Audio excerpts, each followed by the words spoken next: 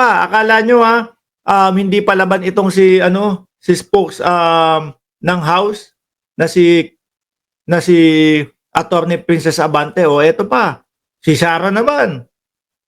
House spoke hits back Sara Duterte. No playoffs lawmaker read impeachment complaint. Kasi ang pinapakalat nitong mga ito, mga bossing, yung impeachment daw po bayad. No? Wala din po silang maipakitang ebidensya doon. Na kesyo, yung mga yan naman, mga nagpirmahan po yan no? Mga nagpirmahan yan kasi bayad ng 150 million. Bag-bag po ang ibinigay diyan sa mga yan, ng mga pera. Hanapan mo ng ebidensya. Sasabihin niya mga yan, based on what we heard po yun Hindi naman po talaga kami yung nakakita narinig lang po namin. Ganyan yung estilo nila. So sinagot din. Sinagot din po ni Spokes Princess Abante. Ano sabi diyan? Eto.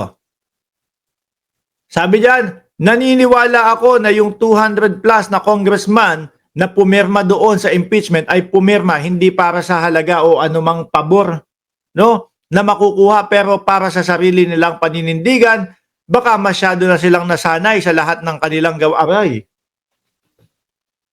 Baka siguro, yan yung banat din Baka sanay na kayo doon sa mga ganung gawain. Kaya ang akala nyo, lahat ganun na lang ang ginagawa. Di ba, Rosewin Isidro? Baka siguro dahil sa loob ng sa haba-haba ng kanilang panunungkulan at sila yung mga nandun, gawain nyo yung ganun. Kaya ibinibintang sa iba Di ba? Yung mga congressman na yan, mga bossing, bakit hindi natin papaniwalaan?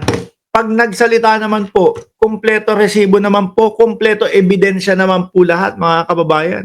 Kaya nga ako nagtataka dito kala Inday Sara Duterte, sinasabi nila handang-handa kami diyan sa impeachment na yan. Kung handa sila, di dapat po sa Congress pa lang, inano na nila yan. Hininto na nila yan. Ipinaliwanag nila lahat agad doon sa Congress pa lang. Para hindi na po umabot dito sa impeachment. Ilan ang lawyer? 16. 16 na mga kumbaga, talagang mga dekalidad na mga lawyer yan, mga kababayan. Tapos sasabihin sa atin, nako, mas masakit pa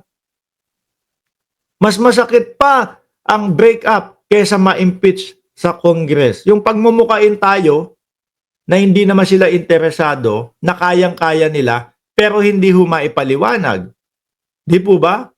Wala pong maipakitang paliwanag. Hindi po masabi kung saan nanggaling yung kanilang mga sinasabi po. Masyado na silang nasanay sa lahat ng galaw ng kanilang mga kakampi at ay kailangan na may bayad. Di ba parang may isang beses, sabi ni Robin Padilla, wala na po yung number 1 na tagapagpapunta ng mga tao dito, ikinulong nyo na po. Paano pa po may pupunta sa amin? Wala naman po kaming pambayad. Siguro dapat maging klaro tayo dun sa mga paratang na ganyan. Hindi pwedeng dinadaan lagi sa intriga yung mga ganitong aligasyon. Style nila yun, mga bossing. Style nila po yun, no? Based on what we heard, na merong bag-bag, nakaperahan, no? Hindi ba pwedeng transfer na lang?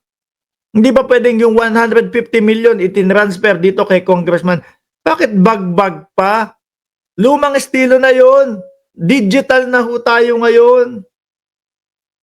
Digital na po, hindi na yung, eto, kunin mo yung itim na bag. Di ang laki nun. Ang 1 million nga ho, mga kababayan, siguro isang plastic bag. No, yung medyo may kaliitan. Siguro 1 million, mga ganyan ko hawakan yun. Hindi pa ho ako nakakahawak ng 1 million, mga boss. Biruin mo, 150 million o 150 na ganyang kadami ho. Isang duffel bag yun. O baka 2 duffel bag ho yun. Na kulay itim kung totoo man yung sinasabi nila. Pero wala po. Walang mga maipakitang ebidensya. Di po ba? Dapat pag gaganyan, gusto nyong paniwalaan kayo ng sambayan ng Pilipino with matching ebidensya.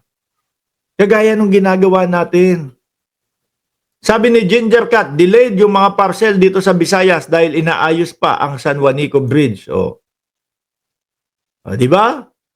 Yan ang importansya ng tulay na iyan. Ginawang movie Yun pa, totoo. Sa ngayon sa mga panahon ngayon, digital na tinransfer ko na pre. Congressman, tinransfer ko na yung 150 million doon sa iyong account. Di ba?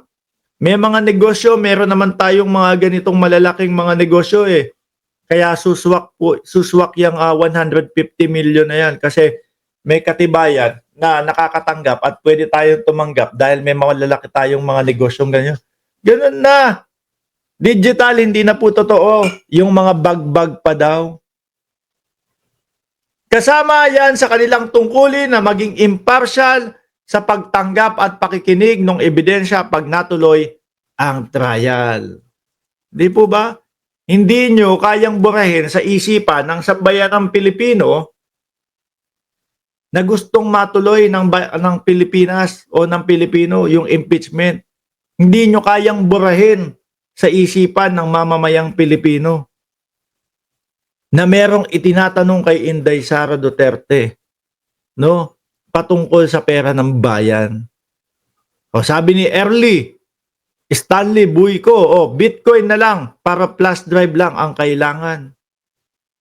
Hindi na kasi makapaniwala yung taong bayan doon sa mga pinagsasasabi nila Akala nila, kapag kayong may mga ganyang mga intriga tayo, iisipin ng mamamayang Pilipino na hindi totoo yung ibinibintang kay Sara Duterte. Na yung mga congressman na yan ay nadala lang doon sa 150 million.